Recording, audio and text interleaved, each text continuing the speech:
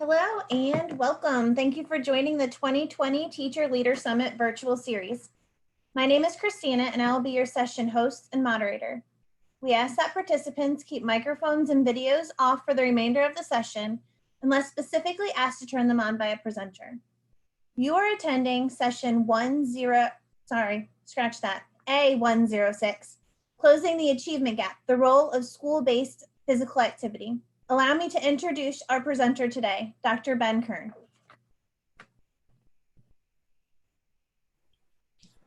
Hello, Christina. Thank you so much. I appreciate you, the great introduction there. And we're pleased to be here and under sort of odd conditions. Of course, we were planning for a face-to-face conference, but we're very happy to accommodate, and we feel like we have a very important message to share with everyone, and hope that you enjoy it.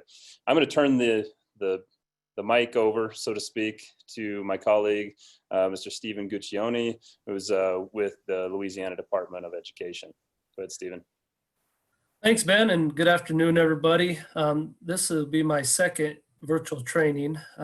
Like Ben said, Dr. Kern said, we're just ecstatic and just excited that we're able to provide these type of trainings when it's related to the whole child, or physical activity, physical education program, proper assessment, but just introducing the Louisiana Healthy Schools.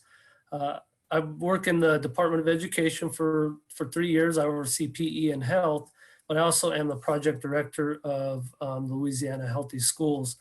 And I can't, before I even get going, I just can't thank enough Dr. Kern and Kay Lynn, which they provide a lot of work and just pro bono. They've always willing to help out.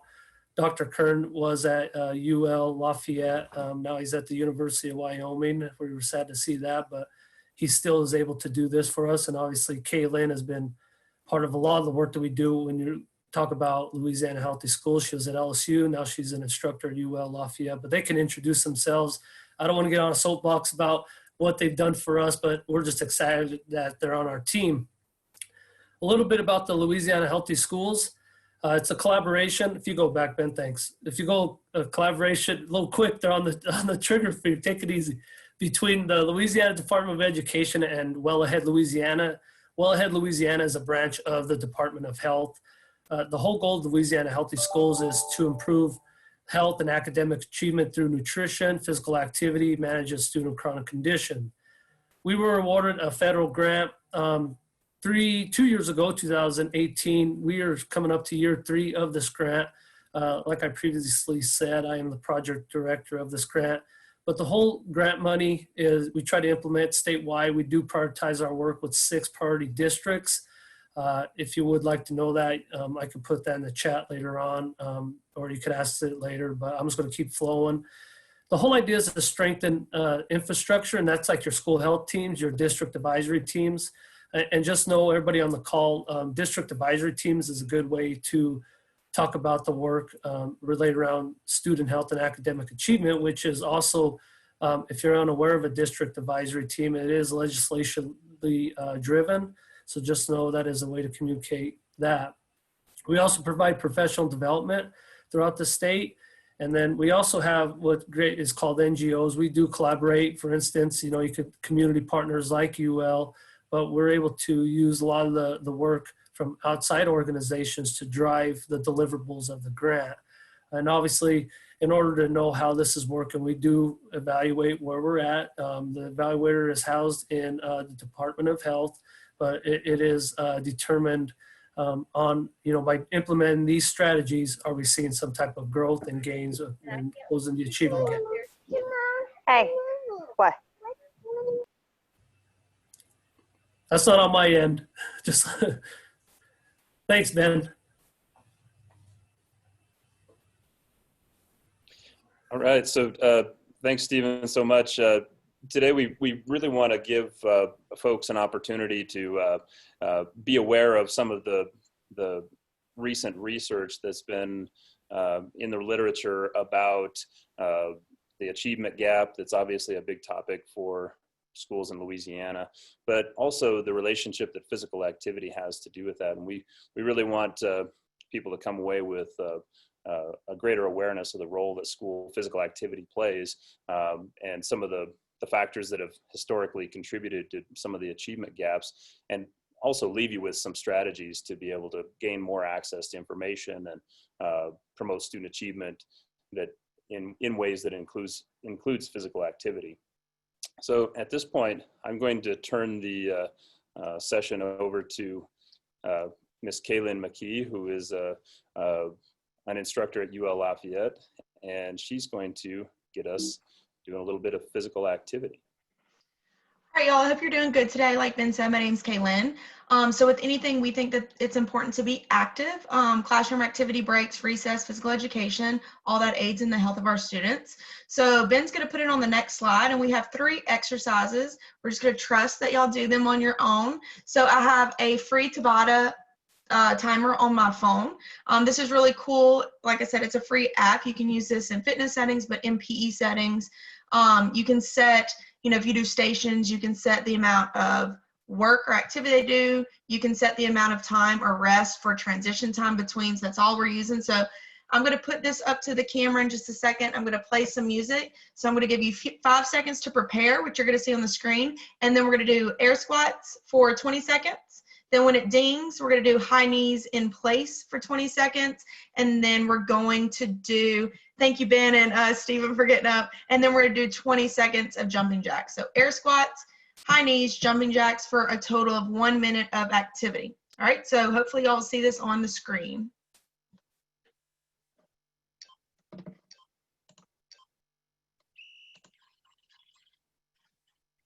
So air squats.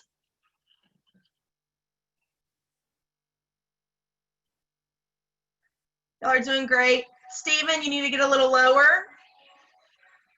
Make sure your knees don't go over your toes. We want to stay safe. Great job. All right, next one, high knees, 20 seconds. Good. Get those knees up. I promise I will do mine after the session. I'm in charge of the timer right now. All right, 5 more seconds of high knees.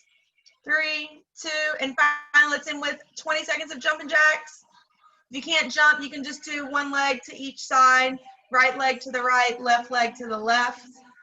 We're all about modifications to meet the needs of everyone. All right, 3, 2, 1. Time's up. All right, great job. All right, so I hope you all participated just to get our heart rates up. And when you're active and your brain's going, your body's going, your brain's more apt to pay attention. And that's what we need from our students. So now Ben's going to take it over for a little bit to talk to us about some more stuff. Okay. Oh, wait. Actually, Thanks, it's me. Kaylin. Okay, so what Ben's going to do first, before he talks to us about some stuff, is we're fixing to put y'all in a breakout room in just a second. We're going to keep y'all there just for a couple of minutes. But when you go to your breakout room, we're going to have some prompts throughout. So designate a person to speak for your group when you return. Ben will call on you either to actually say something, she'll take your mic off, or just be the person to designate and type it up in the chat. Somebody in your group to keep your group on task. If you're anything like myself, Ben, or Steven, we get off task often. So have somebody keep the conversation going in the right direction. And then within your group, the first group discussion is list at least 1 or 2 things that you are sure about, or 1 or 2 things that you're not sure about when it comes to the following 3 terms. So what do y'all really know or you're sure about when it comes to the achievement gap, socioeconomic status, physical activity and achievement in the classroom? And then what are some questions y'all might have about those areas? So I think right now, Christina's going to put us in some breakout groups. We're going to keep you there for 3 or 4 minutes, and then y'all will come back to us in a couple of minutes. So that's your prompt for this. Christina, you'll give them 5, and then you'll give them a little bit of a warning as they come out. Is that correct? Yeah, everyone will have a 2-minute warning to come out of the room, and then it'll push everybody in. Thanks, Christina. All right, here we go. Thank you.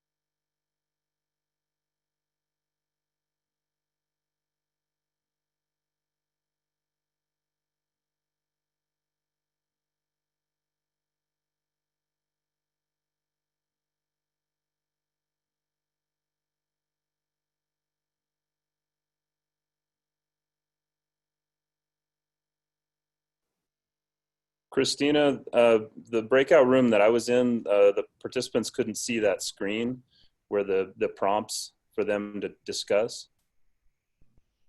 If you can send me the prompts, I can broadcast a message to everybody, but they can't see your screen. Okay, I can send you You can verbally tell them to me. I can type them out. designate a person to speak for your group when you return.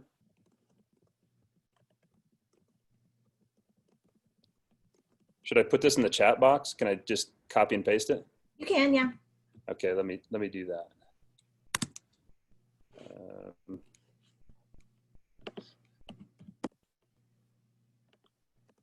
Can I put it in everyone meeting or just to you? Either or.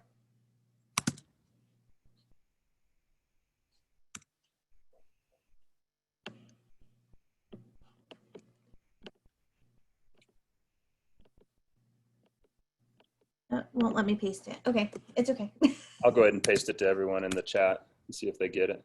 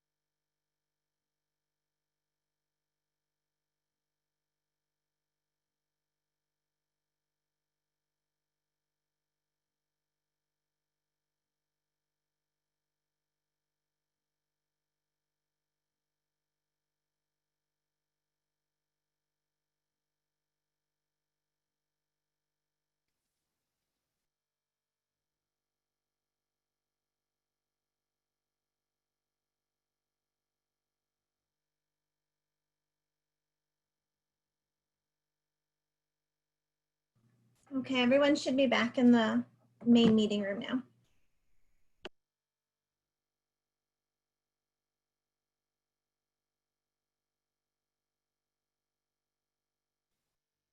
Welcome back, everyone. I'm going to share my screen again.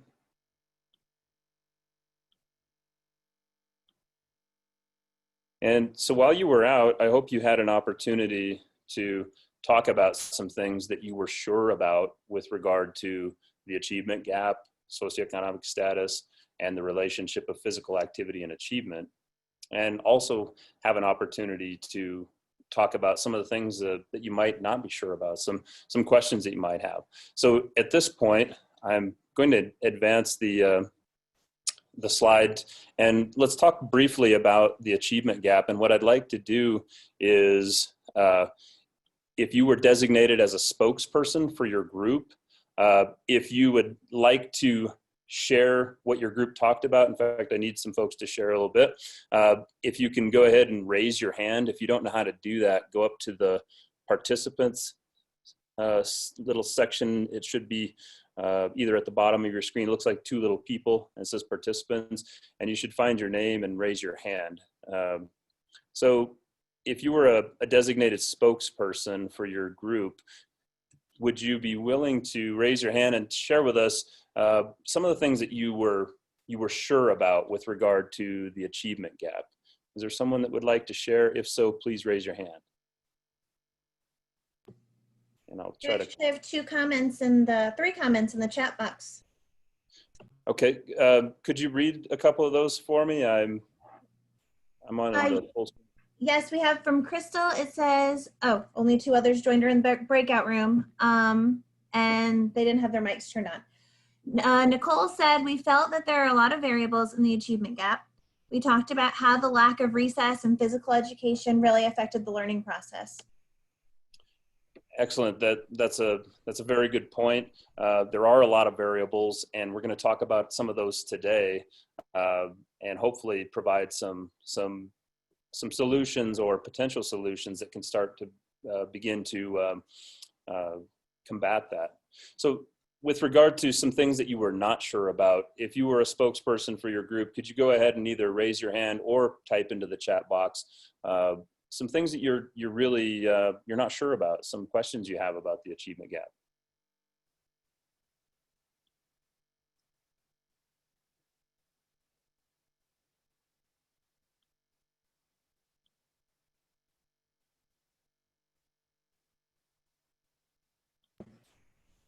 We have a comment from Michelle.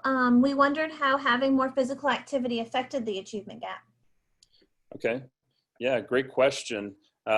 Maybe a little time for any others to come in. Are there any other questions about that? Well, certainly we'll be addressing that. Are there any other questions about the achievement gap specifically that maybe aren't related to physical activity? Does anybody have any questions about that? We do have a hand up. I'm going to unmute for you. Okay. Hello. We were just kind of talking about how when we registered for the course for today, we weren't exactly sure what the achievement gap and physical activity kind of how they went in hand. So I guess it's like the other question where we're very interested to know. We know that physical activity is important. We know that we take moments out in the day to kind of exercise with the kids, but we were just really wondering how that can really help us close that gap. Excellent. Thanks, Gabrielle. I believe that we will have a lot to share with you on just that. So great question. Great question. Maybe just a couple more of these. I see one from Marilyn. Would recess time be increased to at least 30 minutes? I think you're referring to if increased recess time might have an effect on the achievement gap. And so these are all topics that we certainly will be addressing today. So thank you for that. This pattern where we come on and talk about some of the things we talked about, we'll share that with all three topics, starting with this first, with the achievement gap here. So allow me to give you a little bit of information. So some of you are already aware of what the achievement gap is. Others may not be quite as aware of it, but we're simply talking about a disparity in academic achievement between groups of children. And it's typically the most prominent between children who come from lower income homes versus those that come from higher income homes. The very disappointing thing about the achievement gap with regard to income level in homes is that in the past 50 years, it really has not narrowed. And that's despite a lot of really focused reform efforts. And the really disappointing part about this also is that lower academic achievement really puts children at risk for negative health outcomes, which in turn shorten their lifespan. So, you know, because this is going to lead to lower income jobs and, you know, less access to healthcare, things of that nature. So it's very, very detrimental for students to you know, be far behind in terms of their academic achievement. So let's take a moment here now and shift to socioeconomic status. When you were in your breakout rooms, what were some things that you were sure about with regard to socioeconomic status? What were some things you knew? Either raise a hand or type in the chat box, either one.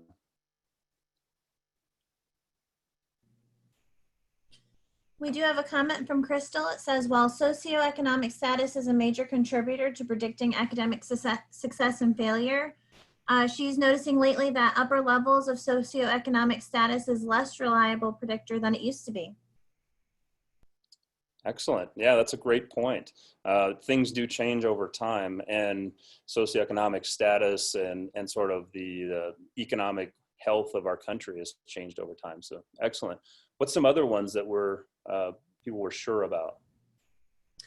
We have lower socioeconomic students usually have a greater achievement gap. Students from lower socioeconomic status have a greater gap. Yeah, very true. The gap is definitely based on socioeconomic status for sure. It's the most prominent one. How about some others, some things that you weren't sure about with regard to socioeconomic status? Either raise hand or type in the chat box.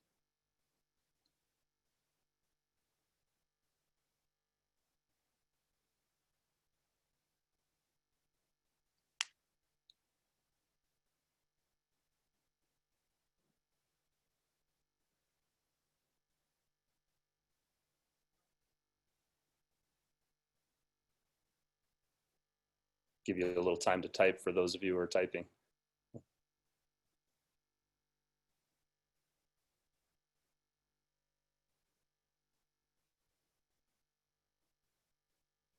Okay, well, maybe we'll just go on with that one. So didn't get a lot of questions about socioeconomic status, but there's certainly more complicated and more, there's more to it than what meets the eye, I guess. Essentially, SES, socioeconomic status, SES, it is really just a collective measure of income, educational level, and occupation. However, the income level is typically the measure of that. And to give you a sense of that, the poverty level in the United States for a family of 4 would be less than $30,000 a year, yearly income. And to qualify for free or reduced lunch, under $46,000 yearly income to get reduced, and down to $32,000 for free lunch. So it's generally how it's quantified and how it's measured is based on family income level. And the unique thing about SES is, and many of you as teachers probably realize this from your experience, but it has a very negative impact on language acquisition, which is a real problem for students, because language acquisition is one of the most important parts of being able to learn all subjects in school. In fact, there's a couple of really interesting studies that showed that up to 30 million words less that children are exposed to in low SES homes versus high.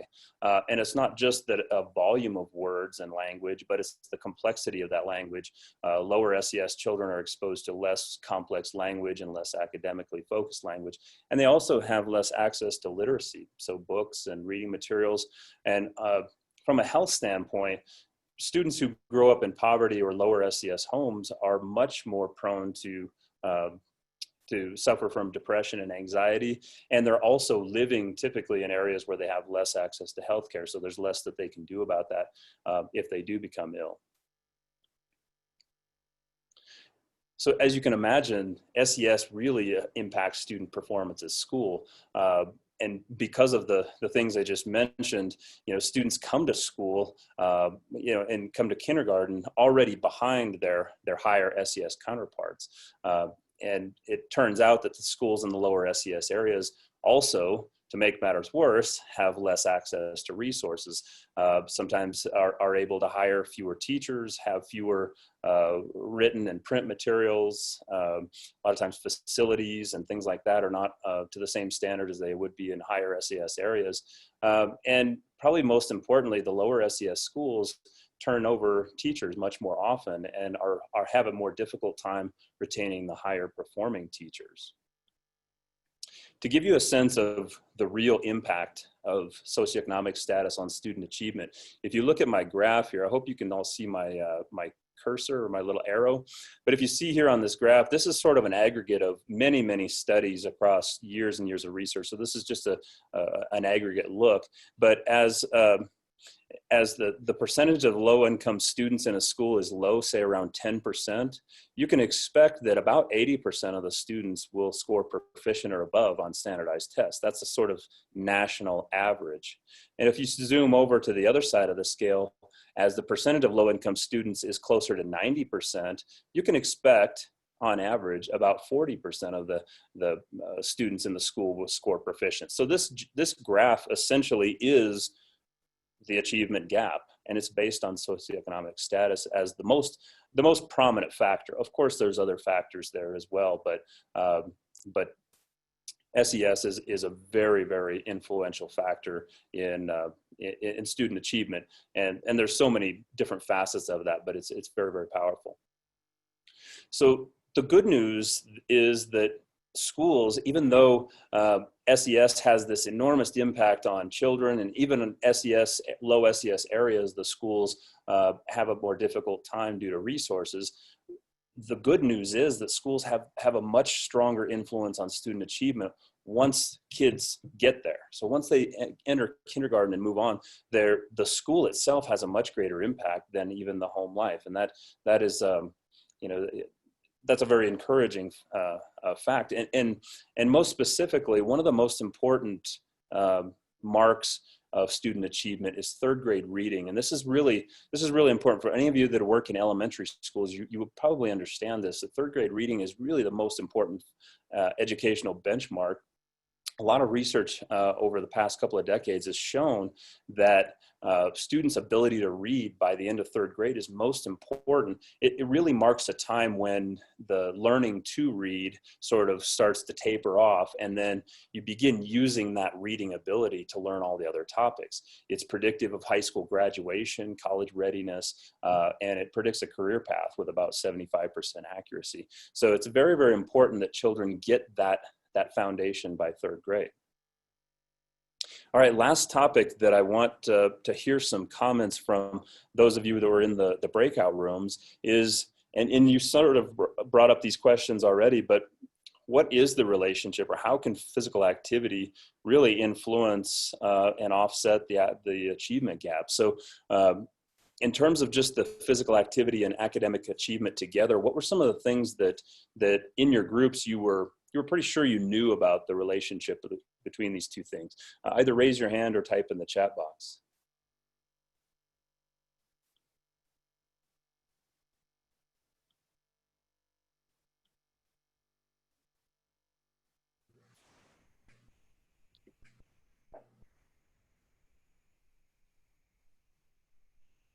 Oops.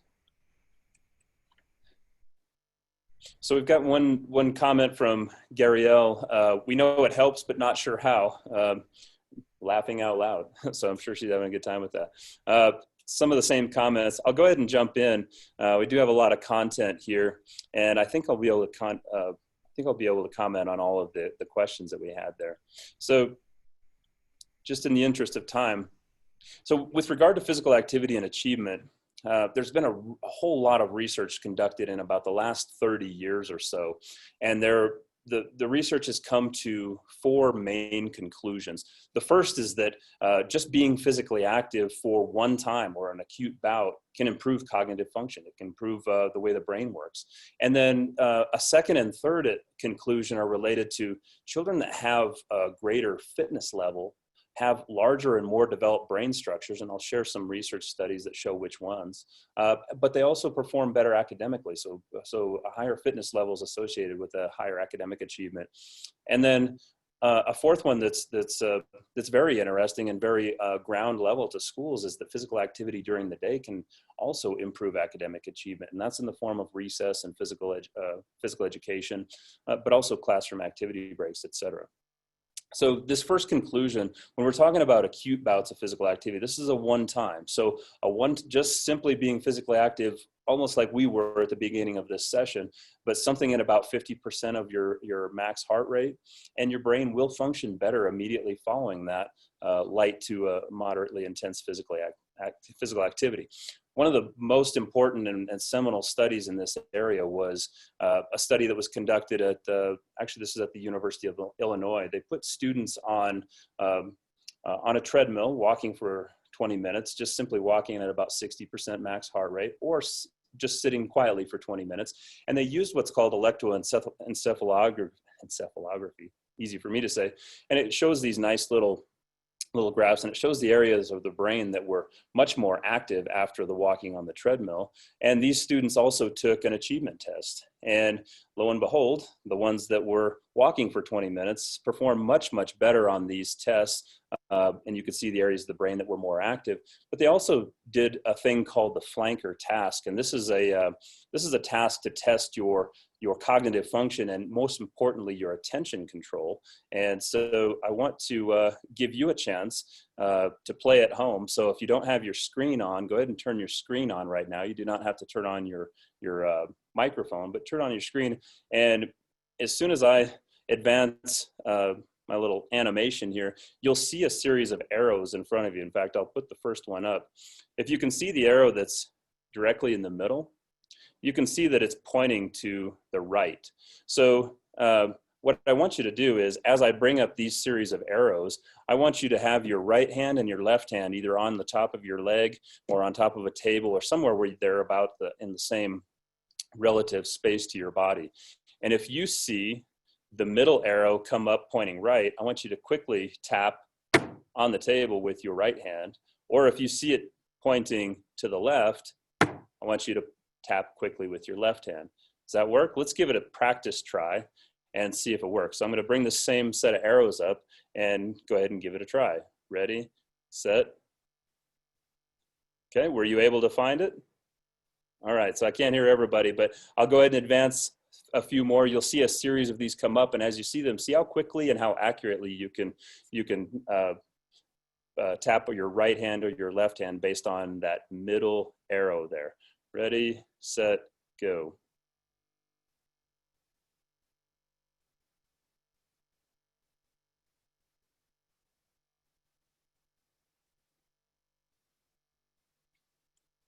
Okay, so hopefully you were able to do that. That's the end of my little simulation. And what the flanker task here is doing is it's actually testing your ability to focus your attention on one thing and block out your attention on some of those extraneous variables, like all those other arrows there, and also how quickly you can get the correct answer. So you have to differentiate between right and left fairly quickly. And it turns out that the students in this study were able to, just after 20 minutes of walking on a treadmill, were able to do better than when they were sitting 20 minutes quietly. So they did this on kind of 2 different settings. So the brain functions quite a bit better right after some acute bouts of physical activity. Let me go through my simulation again. This is another study that used slightly older children, but they also did working memory tests. And this was after about 30 minutes of low-level activity. And it turns out that if you look over at the graph, the those students that had a lower working memory to begin with actually benefited to a greater extent by the physical activity. Those that had really strong working memories didn't see quite the benefits. In fact, it wasn't even a significant difference. So it's important for our students who are maybe don't perform as well academically to get some of that physical activity in there. Okay, so a second conclusion here that I'm really excited about is, and that if you might have said this years ago, you might have got a lot of skeptics, but children who have higher fitness levels, and we're talking about their volume of oxygen that they can uptake at any given time during exercise. So this is sort of an indication of their fitness level. The students who have a greater fitness level also have larger and more developed brain structures. And it's the brain structures that are responsible for, if you haven't heard this term before, executive functions. These are the most important brain functions when it comes to learning new material. And those consist of working memory, which is your ability to draw information quickly on a particular topic. I'm using a lot of that right now. Your attention control, which was measured by the flanker task that you just did. And then your response inhibition is the ability to sort of inhibit an incorrect response and choose a correct response. And if you think about all those three combined, that is essentially student learning. I mean, those are the functions that are really, really important for being able to learn. So some of the studies that started to show this used MRI scans of the brain, and they found that a structure called the basal ganglia was much larger in students that had a greater fitness level. And again, the VO2 max, which is the sort of the gold standard of understanding cardiovascular fitness, it was used to determine the fitness level between these. So it wasn't just an eyeball test, so to speak. And so all these children who were of a higher fitness level also had this larger basal ganglia, and they went ahead and did the flanker task just to show that, you know, this larger basal ganglia was also associated with greater performance cognitively. So certainly something to that. These children, in a different study, or a study years later, children with higher cardiovascular fitness levels also had larger hippocampus, which is the part of the brain that's responsible for memory. And again, MRI scans and VO2 max to be able to determine that. So it's really a unique phenomenon that children who are much more physically fit also have these more developed brains. And if you think about that, how do they actually get more physically fit? Well, in a young child like that, just simply the act of being highly physically active as they're developing is enough to increase their fitness level. It's not like these young children were going out and running marathons every day. They were just simply being highly active young children to develop this fitness level. The third conclusion is students of a higher fitness level, surprise, surprise, are also performing better academically. And that really makes sense if you understand that higher fitness level is contributing to parts of the brain that are helping those executive functions like working memory, attention control, and response inhibition. And it turns out that fitness level in an early age is a really strong predictor of academic performance.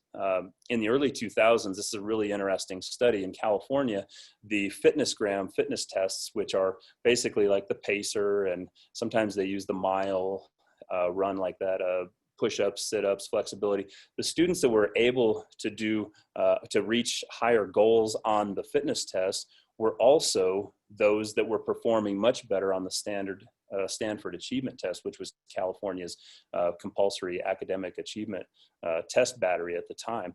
This study actually examined the results of over 1 million students, and they saw this consistent positive relationship between fitness level and achievement. And you could say, well, you know, that's just correlational data. You know, it's at the time that it was measured, there was a lot of skeptics of it. But other studies came along afterwards, like this one was also conducted in Illinois, and they took several schools and just selected their 3rd through 5th grade students, did their physical fitness tests over time, and then also matched those against their Illinois Scholastic Achievement Test, or their ISAT is what they call theirs, their state test, and found this significant positive relationship between fitness level and academic achievement. And this was particularly in reading and math. So this led further researchers to take a little bit closer look at this and say, well, let's not look at just the population data, but let's look more closely at our children of higher fitness levels able to do things academically that others are not. And so they devised this study where students would do a basic study test technique versus a test study, which was sort of like almost like flashcards. And then they did a free recall versus cued recall. And so the cued recall is sort of the most difficult way to recall the information, and the basic studying is probably the most difficult way to absorb it. And it turns out the students that were of a higher fitness level were able to significantly outperform those of a lower fitness level in the most difficult and challenging circumstances. So there was certainly, even in a lab-based setting, they were able to identify this physical fitness and academic achievement relationship. So and a fourth conclusion here in the physical activity and academic achievement is that increased time spent in physical activity during the school day, and keep in mind, this is at the expense of classroom time, does not decrease academic achievement. So there's been numerous studies over decades that have shown that if physical activity is reintroduced into the school day, even at the expense of other academic content, the academic achievement does not go down. And in many cases, it improves academic achievement and certainly improves academic behaviors such as on task, which is sort of contrary to the way many schools have responded to the increased accountability for academic achievement. The response since No Child Left Behind has been to remove physical education, recess time, even things like art, music, and other topics or other content areas as well. But the knee-jerk reaction is to put more time towards language arts and mathematics. And it turns out that when the physical activity is put back, not only do those areas not decrease, but many times they increase. And so I want to show you some of the research in that area as well. One of the first that was conducted was in the late 1990s, and this was by the researchers that developed the Spark curricular program. Some of you might be familiar with that. Some of your PE teachers in your schools might be using it. But what they did was they essentially, over a 2-year period, they doubled the amount of PE time in the school, and again, at the expense of other academic time. And what they found was no drop in academic achievement, but they saw a trend towards improved academic achievement.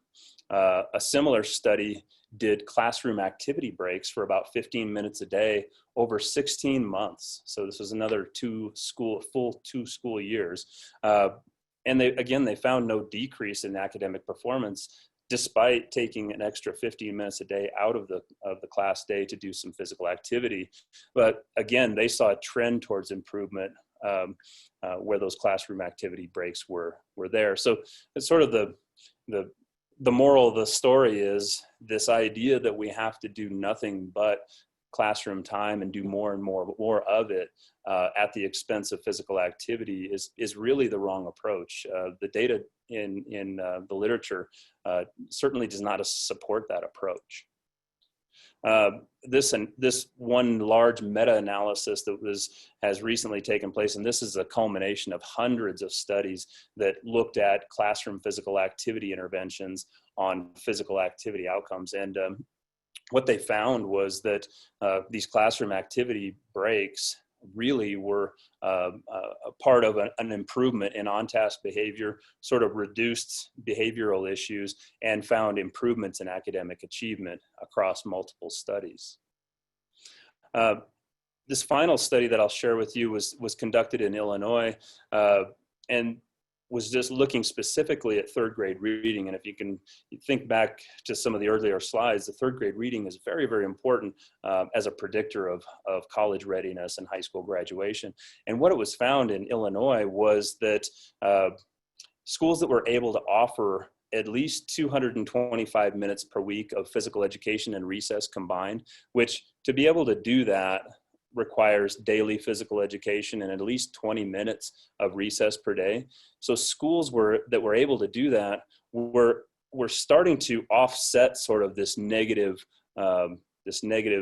achievement gap that's going on. So if you can see here, those schools that were around 80% to 100% low income, they were still performing around that 40% proficiency area. But when we sort of broke that out on the minutes of recess and PE, those that had above 225 minutes of recess and PE combined, we're seeing about a 5% difference here, sort of offsetting that negative relationship of socioeconomic status with academic achievement.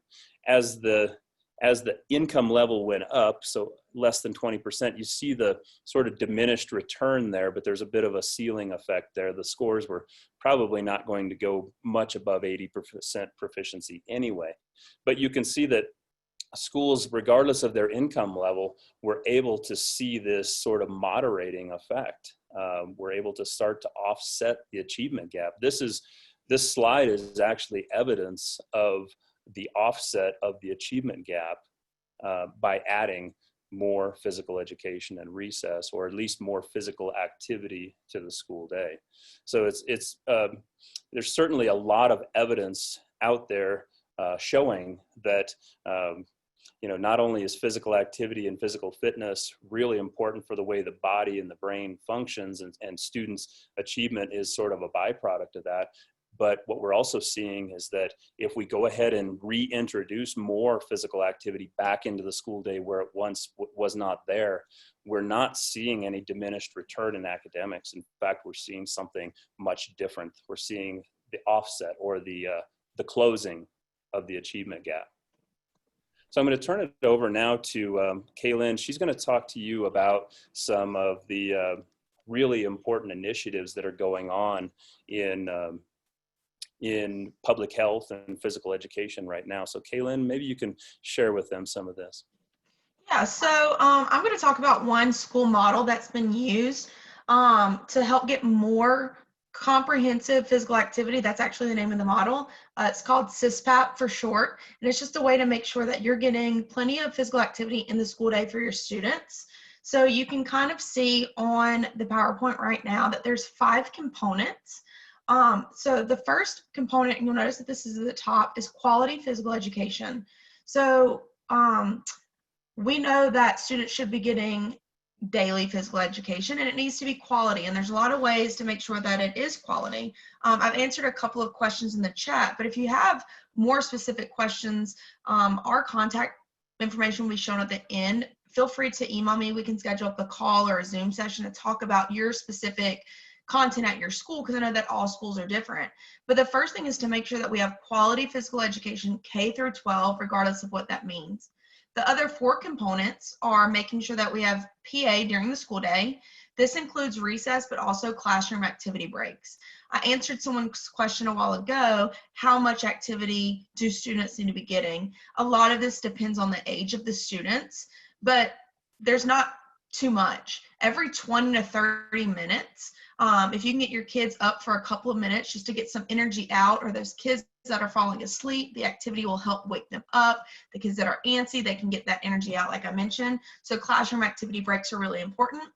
Opportunities for before and after school programming. So when I was teaching in the K through 12 setting, I always had duty in the hallway before school, and students were just sitting against the wall before their teacher came up for the day. So one easy thing that I did, I went to my principal and I said, hey, can I just open up the gym for free play in the morning?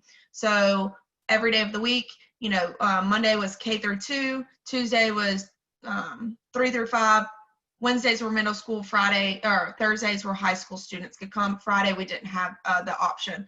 But just a couple more minutes, if kids are getting dropped off 20 to 30 minutes before school, or we would do that and open up our playground. So those opportunities, or having after school activities like a Girls on the Run type program, or any of the other type of programs that you have. The last 2 are getting staff involved. So we need to be models for our students. So whether it's a staff, fitness afternoon, I would lead a class for my teachers on Wednesday afternoons, just a 30-minute quick fitness, whatever we're doing in PE, jump roping. I would leave my faculty in those sessions. And then finally, family and community engagement, having a parent night. If you have a local gym down the street, maybe they'd have a night where they would let your families come through just for a walkthrough to tour the facility. You have a rock climbing facility in town, just partnering where you can, just to show your students we're doing all this relevant stuff. This is where you can take these skills and do it in the community. The Baton Rouge area has Brex.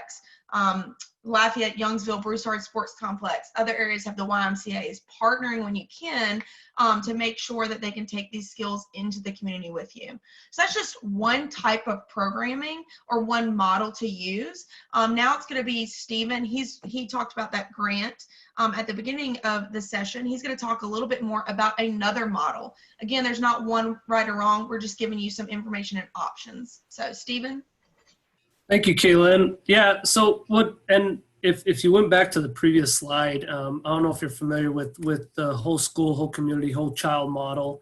This is a framework that we try to address not only one component, but if you see the CSPAP program does play a role into one of the 10 modules, which you see that are in blue. The WSC model is student-centered, as you can see around the center, and there's a whole training on how this is important and how this helps with achievement. But we place the student in the center and we focus on these 5 tenets. That's the green area: healthy, safe, engaged, supported, and challenged. And then we have policies. What's your policy in your school? What can you use to drive a lot of your work? And then obviously there's these 10 components, and the CSPAP falls in place of that physical education, physical activity, one of those 10. Each of those 10 plays a crucial role in health and academic achievement. You might ask yourself, how do we do this, or how we go about do this? This meets the greater need for emphasis on both psychosocial and physical environment, as well as increasing roles that community agencies and families play in improving childhood health. Each one of these 10 modules, and as you can see, tie into what's called the School Health Index. And you're able to assess using teams, and I addressed that at the beginning, using your school health teams to assess where you could properly resource this or resource your school and try to see where your greatest needs are. And that's what this whole child model does. The framework came from CDC in partnership with ASCD, Association of Supervision and Curriculum Development. And it was developed in 2014. But it's to address just not one component of students of health, but the whole child. And you can get more information, like Kaylin said. I can provide a training just on this for an hour, and we did do that. Just know that if you need more information about how to apply this platform in your school and do teams, like Kaylin said, our contact information is at the end. Thanks, Stephen. Kaylin, perhaps you could come in on this slide and help some of the folks that have been on the session today understand more about what they can do in their schools to be advocates for physical activity. Yeah, so real quick, Ben, what that best practices, what did you link it to? The best practices link right here is linked Shape America. To the appropriate practices, Shape America for physical education. It's sort of a kind of a snapshot of what quality PE should look like. Perfect. So Shape America is basically our National Physical Education Association. They outline our national standards, which when we rewrote the standards a couple of years ago, we kind of aligned ours with the national standards. So that's a really good article to look over. In the Sketch app, we have this PowerPoint, so you'll have access to this as a resource. One way to advocate and be a champion for physical activity are take these resources, show these studies and this data to your administrators. They want data and they want numbers. We know this. I know a lot of us on here might be physical educators. We know that this is important, but sometimes it's convincing everyone else that, we are just as important, if not more important, but to get the best bang for our buck from our students. They need to be active, they need to be healthy. So going to your teachers or your administrators, teaching classroom teachers the activity breaks. I have an email that I've been sending out. I did a session yesterday on similar topics. So when you get my contact information, email me. I'll send you the links with hundreds of classroom activity breaks. You could have one of your before school meetings and you lead your teachers in classroom activity breaks so they can do them in their classroom. You know, they want us to incorporate math and PE. Well, we want them to incorporate activity back in the classroom. Again, be the leader. Lead a family night. Invite your classroom teachers to your gym and show them that you're just not rolling out the balls. Contact your legislators. Every year we cut and cut and cut, but contact your superintendents, your local legislators. Let them know that this is important. One big thing that I always strive for, and somebody asked this question a while ago, recess and PE or physical education are two different entities. One does not sub for the other. So a lot of schools, well, third grade has recess today. They don't need PE today. They serve two very different purposes, and I can get into that more. Email me, like Steve and I could talk about this forever, but both are very important to our students. The more activity, the better. So again, the biggest thing is what you don't know, ask. That's why we're here. We want to be a resource, but the things that you do know, really support. You know, advocate for a bag of PE equipment for every classroom. So when you go out to recess, if you don't have enough swings for everybody, at least every couple of kids can have a ball. You know, that's the time when concessions, advocate for healthier concession snacks. If you see the kids on a bench, go over there when you're on duty and find a buddy that they can play with. And really those opportunities where they can be active, help them find those options that they can be active safely, and that makes them want to have fun. And the more that they know that they can have fun, they'll lead to a lifetime of activity. Thanks, Kaylin. I'd also add here that, or just to reiterate, that we put up a couple of names here. Shape America, if you just simply Google Shape America, you can find their advocacy toolkits. This will give you more information about what and how you could have conversations with people about the importance of having lots of physical activity and physical education in school. Also, like she said, these slides have a lot of information about some of the research that's been there. So as you approach these people and you want to tell them why it's important to have physical education in recess and lots of other physical activity opportunities in school, you've really got to have the lingo to, you know, to be able to be convincing in that way. And so we really encourage you to use those sources as much as you can. Right. And Layford, real quick, Layford's the state organization. We have a conference every year in November. So if you're an administrator and a PE teacher asked to go, let them go. If you're a classroom teacher and you're responsible for teaching PE, because I know in North Louisiana that happens a lot, see if you can come and you can get lots of resources for PE. Absolutely. Thanks, Kaylin, and thanks, Stephen. And I think this would be a good time to open up some of those questions. We had an early sort of slew of questions about how physical activity can begin to offset the achievement gap. And I think we've shown you a lot of evidence about how increased amounts of physical activity actually do that. But I'd like to know what some of you are thinking now at this point. What questions do you now have, given that you've been exposed to some of this information? And perhaps we can use either the hand raise or the type into chat if you've got some questions that we can answer.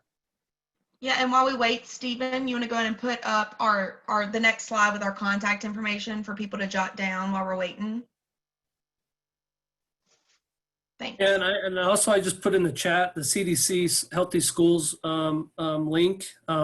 If you're like Caitlin said, if you're interested in any of the work of how to establish health teams, we have that at the state level. We have guidebooks at the state level that walk you through how to go about creating teams and conducting an assessment.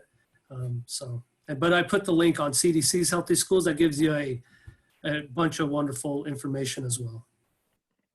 Okay.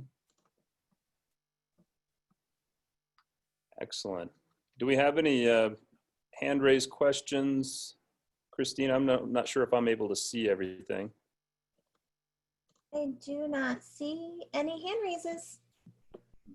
Okay.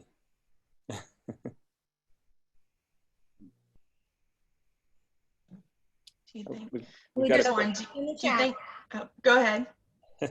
we've got a question from Crystal. Do you think fitness and activity improvements could overcome the obstacles to learning that lower SES status creates?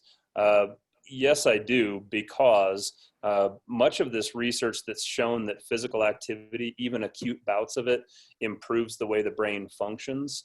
I think simply because of that, that any child can benefit from that. However, what you've seen and what I didn't point out as much in each of those studies is students in lower SES settings actually increase or improve to a greater extent.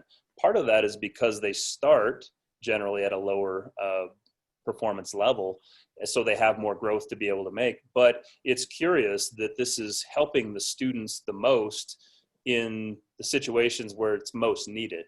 So I think something that schools, is particularly in schools that have greater than 50% low income students, and that would be like 50% free or reduced lunch at least, those schools in particular should strongly consider what they have in their school schedule in terms of physical activity. So getting lots of good physical education classes, having multiple recesses per day before and after school, all those things that are associated with CSPAP, I think will really, really help.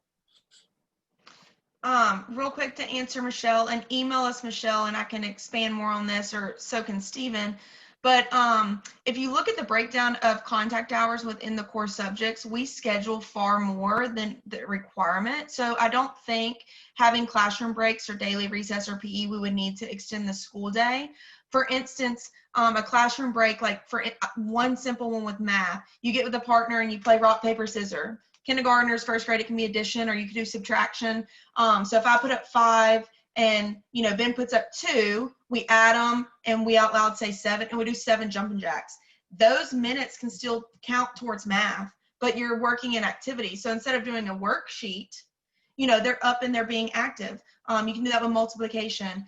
Words, you have letters all over the room. Get up, okay, this week's vocabulary is banana. Go touch the letters on the wall. So you're still working on spelling, but they're getting up and being active, and that's not taking time away from core content, which you're expected to get a certain amount of time. So those are just a couple of quick, but overall, to answer your questions, no, you don't have to extend the school day to make sure that kids are getting quality recess, PE, and still getting that time in the classroom in those core subjects.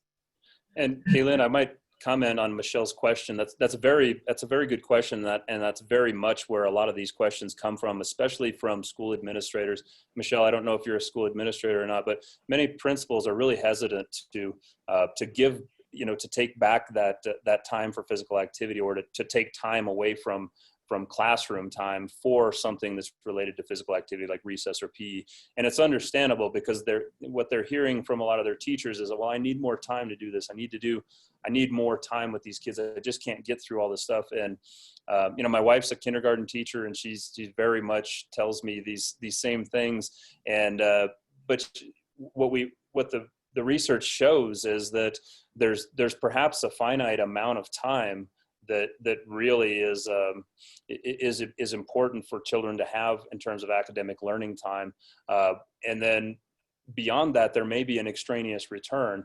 Combine that with the fact that physical education, or physical activity specifically, affects the brain the way it does, it really makes more sense to have more of it frequently throughout the day. But I do hear the hesitation there, but it's a bit of a leap of faith. But I think the schools in those lower income areas should really strongly consider, taking that leap and see what can happen. I think they might be pleasantly surprised. Good question. And you want to put it on the next one for the feedback? For Yeah, those that are still left with us, please make sure you fill out the feedback. It's also in the Sketch app. We would appreciate it. Please leave us some feedback and tell us how we did. We hope we did well. We hope that was informational for you. Yeah, and real quick, Ben, if there's that technical assistance, if they want any type of information, obviously they can email any 3 of us. But if they need anything related to, I don't know if you had that slide about the TA request form. If not, not a big deal. They could just email us directly. Yeah. Yep.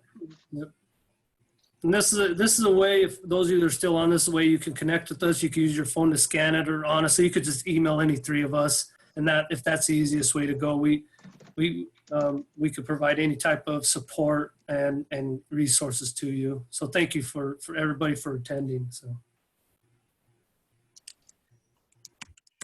All right, Christina, I think it's on you now.